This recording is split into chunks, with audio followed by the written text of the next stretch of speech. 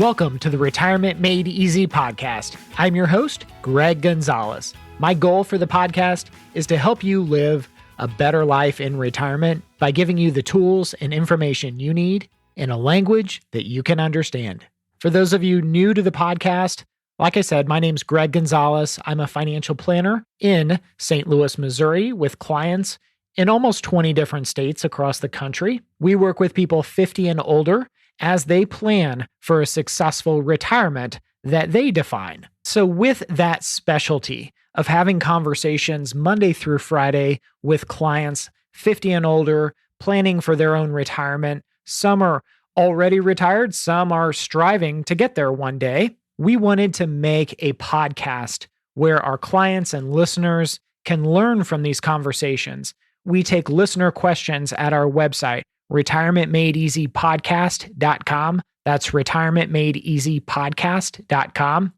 And we use these episodes as kind of a learning tool for not only current clients, but also our listeners out there that are trying to put together a constructive retirement plan and get tips and information that they can use in their own strategies. Some of the topics are going to be more applicable to you than others. It really just depends on your situation.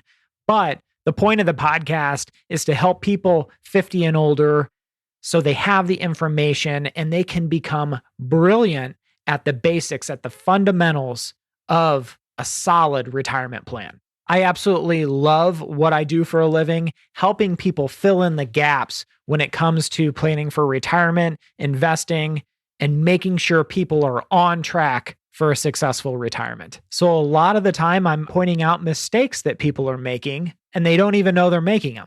That does not make them bad people by any means, but if we can correct those behaviors, they'll be much, much more satisfied with the outcome. So on today's episode, I wanted to talk about planning for market crashes, the disasters that are out there. And there's many different states of emergency that can really derail your retirement. For most people with their 401ks and retirement accounts, it's going to be a market crash or something like that. If you have a pension, what happens if the pension goes belly up? What do? That's a state of emergency. And I'm of the opinion, the old adage is people don't plan to fail, they fail to plan. So it just begs the question, okay, we're in retirement now, we're sailing along smoothly. What happens when that big storm comes and it rocks the boat and it destroys the boat? What do? Right? So we're going to talk about that retirement parachute is what I like to call it. It's, your plane's going down. You got the parachute there for an emergency situation. So that's going to be our discussion on today's Retirement Made Easy podcast. But I wanted to remind listeners to check out our website, retirementmadeeasypodcast.com. If you click in the resources tab, you can find all of our free downloadable resources right there. Check out our retirement secret sauce. It's right there on the website, retirementmadeeasypodcast.com. And please continue to submit your questions at the bottom of the website. Ask Greg a question. My email address is there at the bottom. I'd love to hear listener questions, and we'll just use those questions for future episodes of the podcast. Aside from that, for 2022, I am offering 2 free monthly retirement assessments per month. So I'm booked out for the month of January already, but on the website, you'll notice it'll say free retirement assessment. And what that is it's just a second opinion on your retirement plan. If you're planning to retire next year, maybe it's in 2 years, I kind of go over what you have, the resources that you have saved and available for retirement. And I really want to provide someone an idea of if they're on track for retirement or not. And I also try to point out any gaps that I see along the way that stick out to me. So this free second opinion service, I call it a pre-retirement assessment, is a way to help listeners get an idea of if they're on track for retirement or not. And maybe some ideas of items, some recommendations they can do to enhance their probability of success when it comes to retirement. Like I said, we're trying to do 2 per month. So don't wait, don't hesitate. Go to our website, retirementmadeeasypodcast.com. And at the top, you'll see schedule your free assessment. We're already booking for February. I'm really looking forward to helping some listeners out at a more personalized level this year. So check out that free retirement assessment. Now, let's get into today's episode where we talk about having that retirement parachute, so to speak. What happens in a case of emergency? And I like to use analogies, right? If you're going on a cruise and you see this huge ship, you have to expect that somewhere on that ship, they have lifeboats. That if something happened, if the big ship, the big cruise ship starts taking on water, that the passengers can evacuate safely on these lifeboats. So I kind of just expect that they're there. I also expect that they're probably going to have some kind of flotation devices, right? Maybe some life jackets for people and maybe some fire extinguishers in case there's a fire on board. So these are all safety measures that the cruise ship plans for ahead of time. It's the same with pilots. And any fighter pilot is going to have a parachute to evacuate, right? In case of emergency, how are you going to get out of this thing? How are you going to get out of here safely? When you run into an emergency situation like that, you can't just ad lib. You got to have an emergency plan. Okay, when this happens, we're going to do this.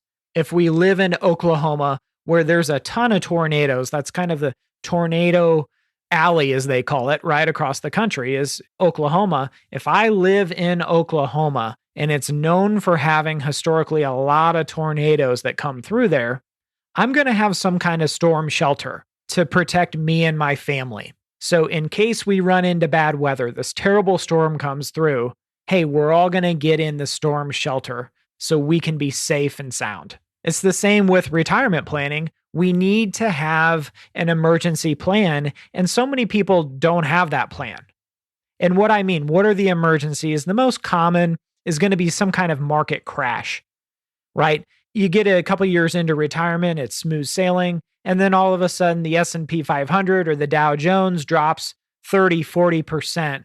What do you do? Or let's say you're 5 years into retirement and your corporate pension gets cut by 30%. And so now your monthly income that you're living on in retirement is 30% lower. What do you do? So as a retirement planner for our clients, what I do is I make sure that every client that we discuss this ahead of time before they ever retire, that, okay, now you're in retirement, everything's going well, and we know there's going to be a storm that hits that's significant. At some point, there's going to be a market crash. So we try to talk about it ahead of time and warn our clients that, hey, we don't know when. It might be this year, it might be 5 years from now.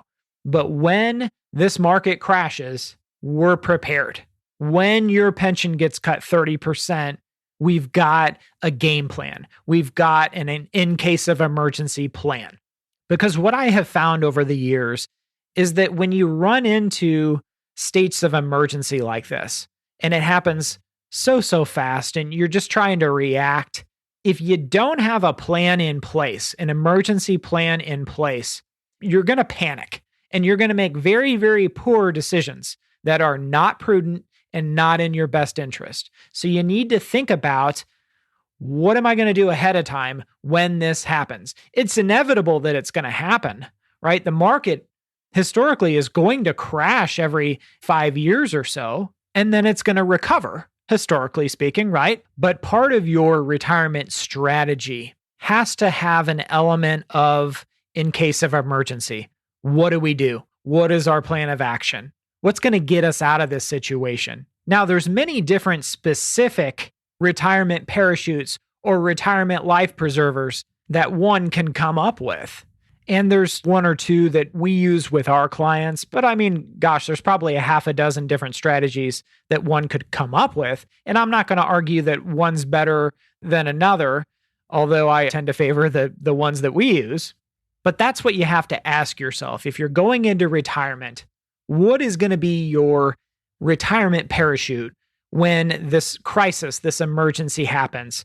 You know, the market dives 35% in 6 months. What are you going to do? How are you going to react? What's your game plan? And why this is so crucial, why you need a strategy is you got to remember that this retirement nest egg has to last you for the rest of your life. There's no do-overs in retirement. And there's a lot at stake here. Emotions are going to be running high. Your spouse might start to panic. And then you might start to doubt yourself and doubt your strategy to begin with. So I don't tell people not to worry about the next market crash or whether their pension's going to be solvent for the next 30 years. I know you're going to worry, and I know it's just a natural inclination that people have. You're going to worry. A lot of people are going to panic and make bad decisions. What I'm telling you is, since I know you're going to worry, have a plan of action ahead of time, knowing that if you act accordingly to your emergency plan, your retirement's going to be okay because you planned ahead.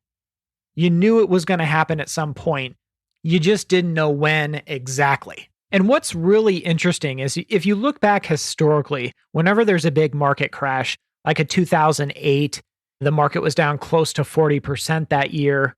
If you look at the COVID crisis, the market dropped like a rock and then recovered in less than 2 months. But during those times when the market is just crashing and dropping like a rock, you can see all the mutual funds and retirement investments that are being sold when the market's dropping like that. I mean, it happens every single time you run into an event, a temporary market crash like that. So many people just sell because fear is a bigger emotion than greed. They don't know how bad it's going to get. And I think the fear of the unknown with the temporary volatility really crushes people, and it makes them panic. But if those same people are retired, what I will say is they never had a game plan to begin with when it came to running into an emergency situation like that. And I'm simply suggesting that you don't want to be one of those retirees that doesn't have an emergency retirement parachute.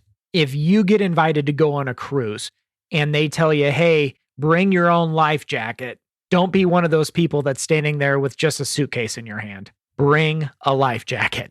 All right, let's get into some listener questions before we wrap up today.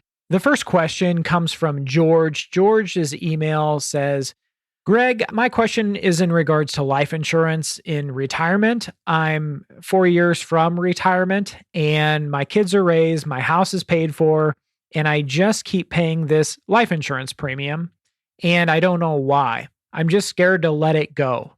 What are your thoughts? Do people need life insurance in retirement? Why or why not? George, this is a fantastic question. I've gotten this quite a few times, and I picked your question specifically because I can't tell you how many people are 60 and older that still have life insurance, and they can't tell me why they have it. So, why we have life insurance in the first place? So, when you have young kids, when you have a big mortgage, starting your family, it's obviously prudent to have life insurance. The best life insurance agent that I've ever met is a strong advocate for life insurance, for term life insurance specifically. And he tells a story. He has a reason for that. He grew up in Flint, Michigan. His father worked for GM, General Motors, and his mother was a stay-at-home mom. I think it was 4 kids. And his dad got hurt at work one day and passed away from his injuries at General Motors. And General Motors provided every employee at that time a $5,000 life insurance policy. So his mom got a check for $5,000. Well, guess what? When you have 4 kids and you're a stay-at-home mom, $5,000 isn't enough to do anything. So he said his mother felt she had to marry for money, for financial support. And she married a verbally and physically abusive guy. And from the day his dad died to the day his mother died, his mother never had a happy day. Not one day did he ever see his mom with a smile on her face. So he said, that's why you need life insurance, is so you don't end up like my mom and put yourself in a situation like that. Isn't that an incredibly moving and powerful story? And that's why he's so passionate. You get it when you got young kids, when you got a mortgage. Yes, you're trying to protect your income. And what happens to your spouse and your family if something tragic happens to you? But let's fast forward. Let's say you have that life insurance protection. You raise those kids, you get that house paid off, and you get this big retirement nest egg built up to fund your golden years of retirement, right? And you've got no liabilities because you got a paid for house and you have a nest egg that will last for 30 years for you and your spouse. What do you need life insurance for? And that's what you have to ask yourself. It's going to depend on your unique situation. But what I find is a lot of people, they get to be 60 and in that situation I described, and they no longer need life insurance because the life insurance was there to protect their income in case they passed away all of a sudden. And yes, there's some people that carry life insurance because they have charitable goals. Maybe they want to leave an insurance proceeds, life insurance proceeds to the church or something like that. And that's a whole different discussion. There's other people that want to have life insurance that funds a charitable life insurance trust. Again, that's a whole different discussion. But generally speaking, if you don't have those types of goals, a lot of people in their 60s, they no longer need that life insurance. But if their retirement nest egg is not adequately funded, if they don't have enough saved for retirement to last the rest of their life, the next 30 years of retirement, well, then yes, you would want to have that. Because let's say you don't have as much saved for retirement as you need. But if something happens to you and you're the breadwinner, well, then your spouse is not going to have your income and has a retirement nest egg that's not adequately funded. So some people do keep that life insurance in place until their retirement nest egg is adequately funded. And that way, they don't leave their spouse as a widow or widower with an underfunded retirement future. There's other people that keep life insurance in retirement because they may take the single life option pension annuity. So meaning that pension pays for the rest of their life. Let's say it's the wife's life. She's got a pension that pays for the rest of her life, but if something happens to her, the pension would stop and her husband would get nothing. So to protect the husband in that situation, maybe she wants to have a life insurance policy in place that would mitigate the risk of her death and then that pension income stopping. So, George, in a roundabout way, what I'm saying here is people do keep life insurance for specific reasons. A lot of times it doesn't make sense to continue keeping life insurance in retirement. But the question really you have to ask yourself is, if something happened to me, would that put my spouse in a situation where they would have the financial independence to carry him or her for the rest of their life? And if not, well, then maybe you want to have some life insurance in place to help protect your spouse. This is actually one of the ingredients of my retirement secret sauce that I talk about. That's something you need to really look at so you're not paying for something like life insurance that you don't need, that wouldn't add any value to your retirement plan, because then you're just wasting your money. George, I really appreciate that question. I'm glad you submitted that. Thank you. I hope this episode of the Retirement Made Easy podcast has been helpful. If you have questions, visit our website, retirementmadeeasypodcast.com. I'll see you next week for the next episode. And remember, always dream big. The opinions voiced in this material are for general information only and are not intended to provide specific advice or recommendations for any individual. To determine which investments may be appropriate for you, please consult your attorney, tax advisor, or financial advisor prior to investing. This is a hypothetical example and is not representative of any specific investment. Your results may vary. All performance referenced is historical and is no guarantee of future results. All indices mentioned are unmanaged and may not be invested into directly. The SmartVestor program is a directory of investment professionals. Neither Dave Ramsey nor SmartVestor are affiliates of St. Louis Retirement Advisors or LPL Financial. There is no guarantee that a diversified portfolio will enhance overall returns or outperform a non-diversified portfolio. Diversification does not protect against market risk. All investing involves risk, including loss of principal. No strategy assures success or protects against loss. Securities and advisory services offered through LPL Financial, a registered investment advisor, member FINRA, SIPC.